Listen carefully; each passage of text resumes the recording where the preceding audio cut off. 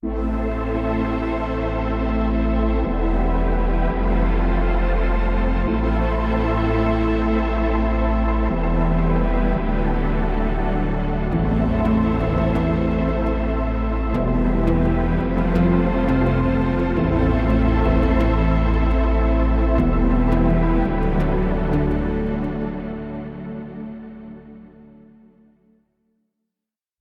and welcome back to the Spicy Pisces podcast. I'm your host, Emma Jepson, and I'm so happy you're here. Thank you for joining me today.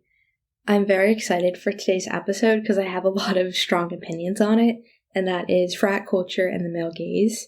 And in last week's episode, I touched upon this briefly, but I figured it deserves a whole episode for itself, so that's what we're going to be doing today. And I also just want to preface by saying that I'm not shaming frat culture entirely. And I've actually had some really fun nights at them and think they're a fantastic option if you're under 21 and you're looking for like a cheap going out option. And I also go to school in a city, so I have other options if I do want to go out. But I know that at a lot of other schools, frats are like the sole option you have if you're looking to go out. So I understand that not everyone can completely evade them for the rest of your college experience. So this episode isn't meant to convince you to stop going to them entirely or to shame frats entirely or the people that enjoy going to them. It's simply to discuss some things that I think we're all thinking but don't necessarily vocalize because we feel like we're expected to enjoy frat culture and go along with it, and we'd be considered weird if we didn't partake in this culture, even though it may not be making us feel incredible about ourselves and it's not an environment that we actually find fun and enjoyable to be in. So now we're going to jump into the 3 points I have listed. My overall issue, though, with frats is that I just think they're a huge mindfuck, and I guess all the points will kind of explain that, but it just messes with your perception of yourself, how you value yourself, and how you almost need validation from other people to feel confident in your own self. And this leads me to my first point about how there's this huge superiority complex and power dynamic with these guys, and they think they can just completely degrade and objectify all of the girls and people coming to their parties. We spend so much time getting ready and putting on makeup and a nice outfit that we feel comfortable in and confident in and like pretty in, and we get there and all the guys are just wearing some random ass t-shirt. And the thing when they do the baseball caps where it's barely resting on top of their head, if you know what I'm talking about. I don't know why they think they look cool when they do that. They just look like complete dumbasses, and I think it's the funniest thing ever. And I can't take anyone seriously when they do that. Even in my classes, I'm like, why do you think that looks good? But anyway, that's just a fashion opinion I have. But I think it's how we get so dressed up, and sometimes it's just for ourselves, sometimes it's for other people, and that's another topic we could talk about, like dressing for yourself versus needing to seek validation from other people in the way you dress. But I'm going off topic now. But essentially, they look crusty as hell wearing some outfit they'd wear like any other day, and we go all dressed up, and they have the audacity to treat us the way they do. And I'll expand upon this in the last point as to why I think this is. But starting with trying to even enter a frat, you're faced with like Chad and Kyler and Pi, Kappa, Beta, Sigma, Alpha. And they're like, name a brother. And I'm like, I don't know, fucking like John, I don't know, some basic white boy name. And then sometimes they end up letting you in, and then sometimes they don't.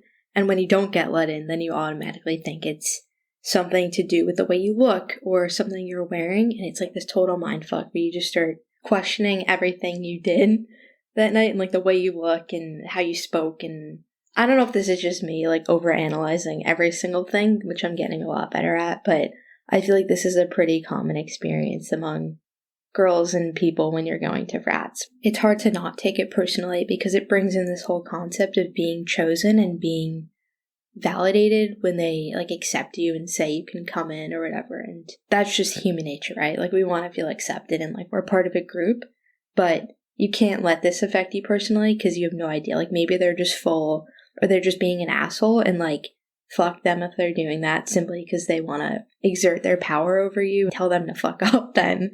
And don't let it affect how much fun you have that night or how you view yourself or go down that whole downward spiral of questioning everything. You don't need to take it so personally.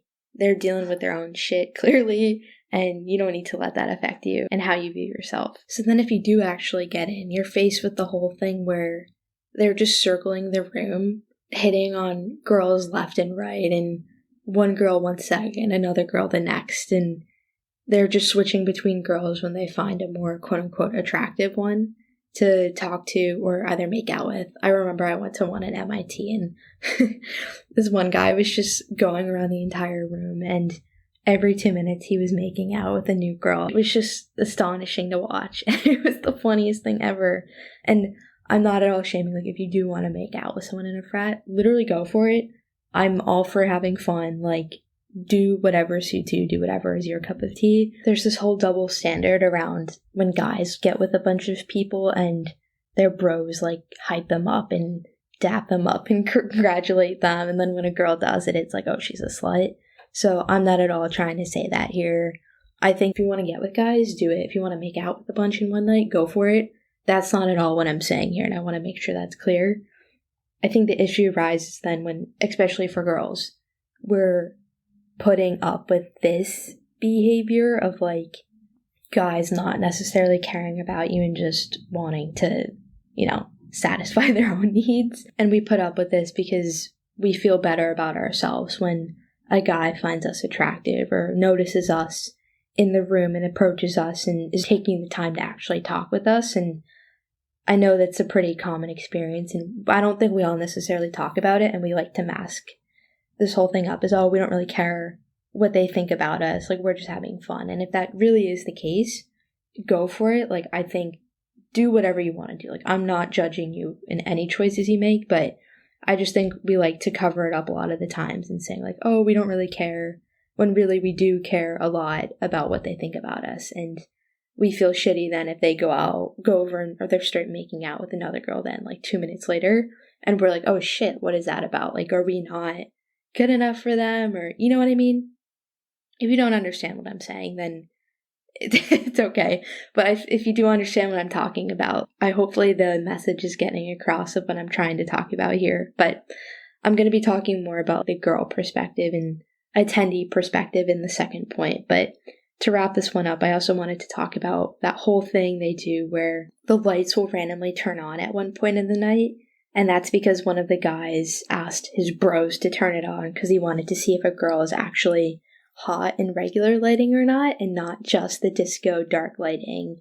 And I think that's so fucked up. I mean, at first when they used to do that, I got so confused and I was like, oh, they're trying to kick us out or something. And I also don't know if this is fully the case, but this is just what I've heard from other people I've spoken to. And if this is true, that's just so wrong. And yeah, I don't stand by that at all. And I think that's so incredibly shallow. And I mean, I get it. They're teenage boys. Even if they're like 20-something, they're still a teenage boy. And they're not, like, there's nothing going on up there where they've reached that level of self-awareness yet. And they're all just horny as fuck, and they don't care about emotions and actually getting to know people in this sort of environment. Like, get that if you're going into this, it's typically, you're going into more of the hookup kind of culture, and I totally understand that. And I get the whole thing of, they're just trying to get with girls. Like, I'm aware of that and why that is the case. It's because they're teenage boys, they're doing their thing and living that portion of their life. But I just think this is incredibly insensitive and just rude. You're trying to essentially see if someone is still attractive to you when you put on normal, like, harsh lighting.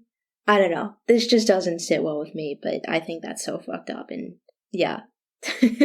But also, the one last point I wanted to have in this first point is that they always have, like, okay, I will say not all the time the music sucks, but a lot of the time it's very redundant, and there's not a lot of new songs, cool techno, EDM, and literally just other genres of music playing.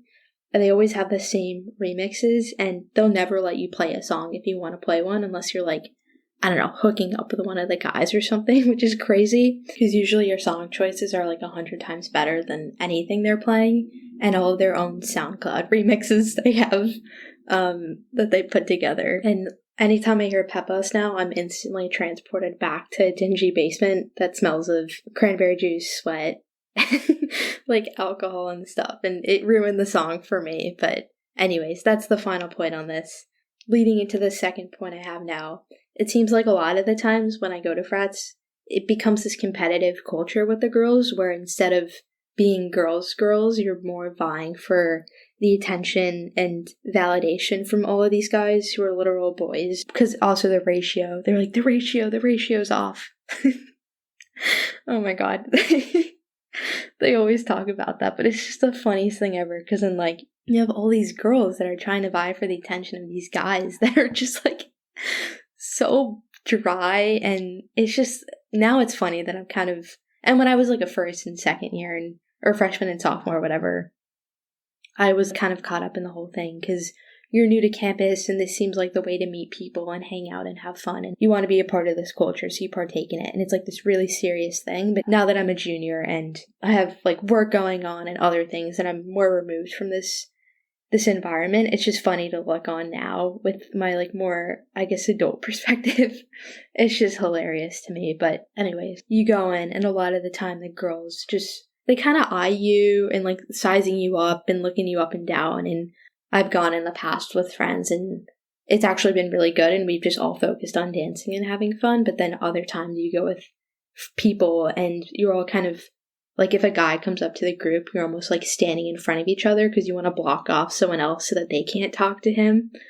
It's just fucking insane. Or you start yelling over another girl because you want to grab this guy's attention, or you're like befriending a girl, but you don't actually want to be friends with her. You don't even like her because she's talking to this other guy in this group and you want to join as well. And it's such a weird vibe. Everyone's just on something. And it's just this total alternate reality. I have no other way to describe it than that. You know that one scene in Mean Girls when they're at the mall and they're looking at the girls talking or something, and then it flips to then they're all attacking each other like they're animals. That's what the vibe kind of feels like. Obviously no one's physically attacking each other, but there's this competitive nature and tension that's in the air.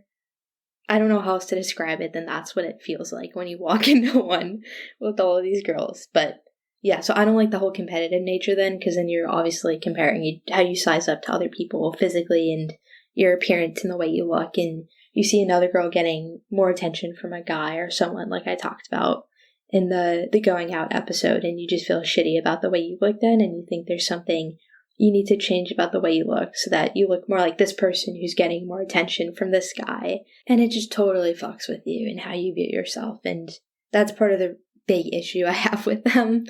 So yeah.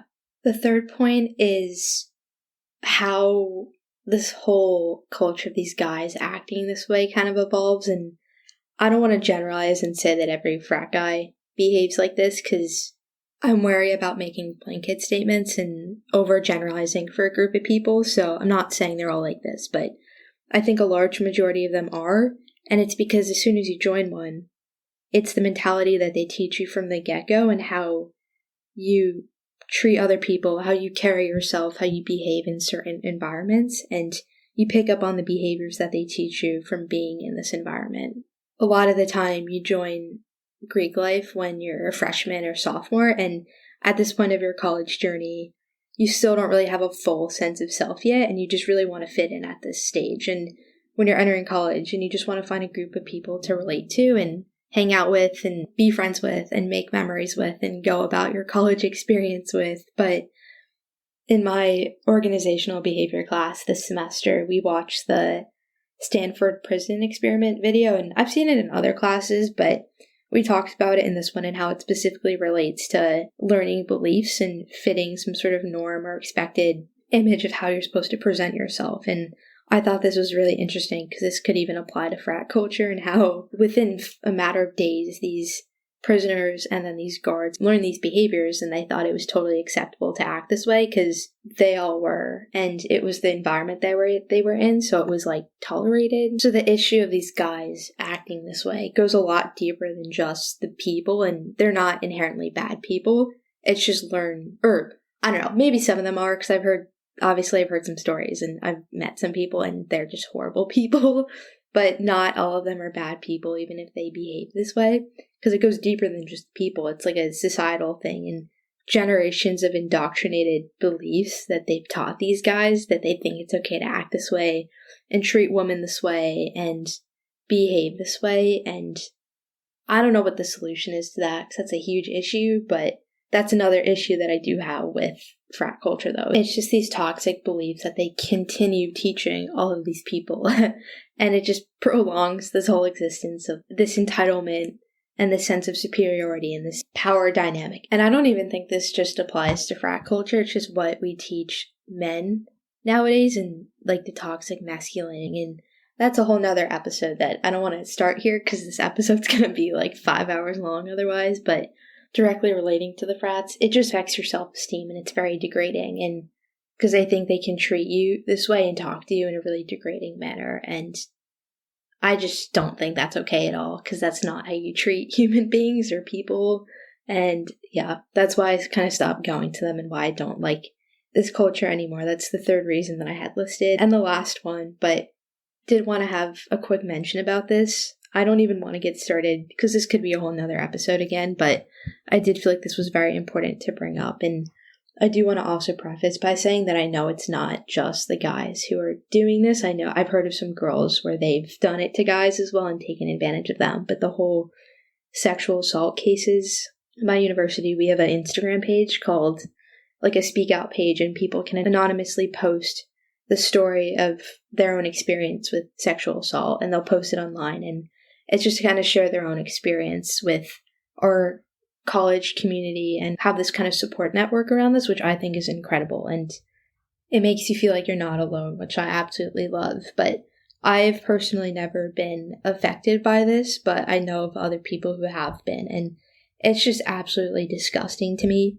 that people feel this entitled to take advantage of someone when they're incapacitated or inebriated and unable to make a sound judgment, and or like even like physically coercing someone into this activity with you and engaging with you in this way because they need to like satisfy their needs that badly. That's just fucking insane to me. And that directly relates to the whole sense of entitlement. And again, I know it goes both ways. It's not just always the guys that are doing this. It kind of, girls will sometimes take advantage of guys, but specifically relating to frats, because I know the numbers are so high, and my school's not even horrible compared to other ones I know.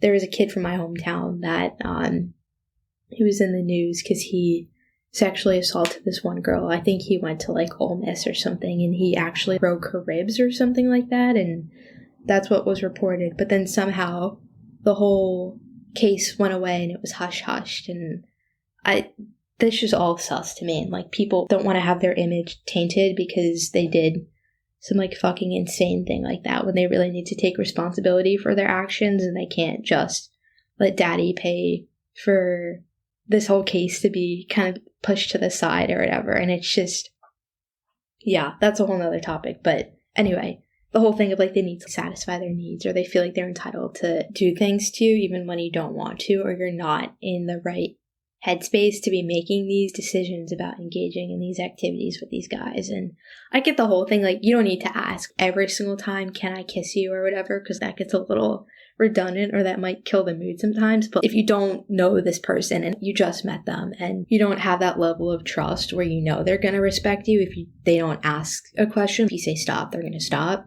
If you just met this person, or you're just hooking up with them, so you don't have that level of trust outside and like emotional relationship that you've kind of established. It's just crazy to me that a guy will think it's okay to take advantage of someone when they're not in the right headspace to be making these decisions, or they use physical means to go against someone's will to engage in activity with them, which is just insane to me.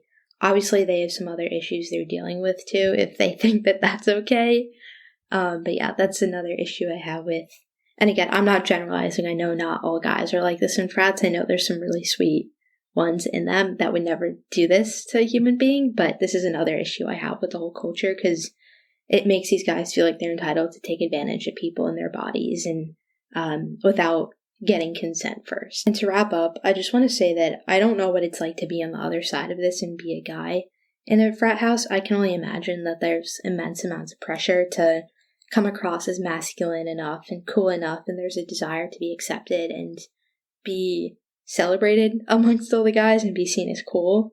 but I still think that doesn't give them a right to act the way they do. And so if you genuinely don't enjoy going to frats, you do not need to engage with them. You're not going to be weird if you choose to opt out of them or not go to them as frequently as you are right now. Because honestly, they're a little weird and wacky themselves, so you're not weird for not wanting to go to them. I think that's totally fair and acceptable. And if someone thinks it's weird that you don't want to go to them, it's okay if they don't understand your perspective or kind of where you're coming from. But I don't think you should be judging people for the decisions they make like this if it's just a personal choice. And again, you don't need to completely swear off of them if all of your friends go and it's the main form of socializing, going out that you have available to you. Like, I'm not saying completely cut off your social life if this is the main form, because I still think it's good to go out and have fun in any way that you prefer to go out and have fun.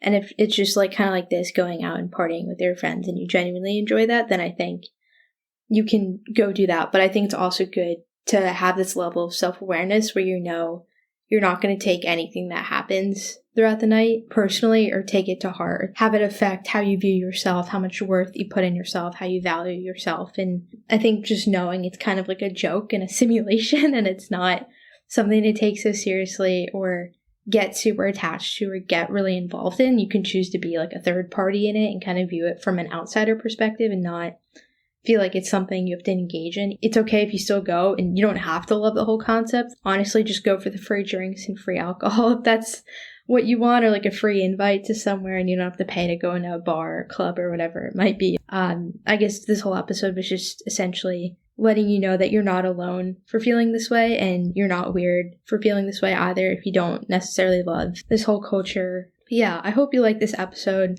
It was something that's been on my mind for a while and I keep seeing those parody kind of TikToks and reels pop up where the guys make fun of the frat bros, and I thought this was funny to talk about because I've had some funny personal experiences with it and have some strong opinions on this topic. But yeah, I hope you enjoyed it. If you made it to the end, thank you so much for listening. If you did enjoy today's episode and you have been enjoying the podcast so far, feel free to leave a rating and a review. No pressure at all, but if you have been liking it, I'd really appreciate it. It just helps me and the ranking for the podcast and how I reach other people within the platforms that it's posted on. And also, if there's any other topics you want me to talk about or change the way I talk about some things, just send me a DM. My Instagram is at Eats by Emma. Eats is with a Z, and there's also an underscore at the end of that whole phrase, Eats by Emma. That's my main Instagram account. I also post like food recipes and other things related to ED recovery on there that's more focused on food and eating disorder recovery and body image stuff. And then I also have a blog. It's just my full name, Emma Jepsen, JEPSEN.com. I post some blog posts on there related to the content I also publish up on my Instagram. And you can also stay updated with new podcast episodes there, any new Instagram posts, life updates, other things going on. But yeah, if you have any other topics, you can reach me through one of those two platforms or leave a comment on the podcast platform you're listening on. And I think that's it for today. Thank you again for listening. If you made it to the end, I hope you have a wonderful rest of your day and your week, and I will see you in the next episode. Bye.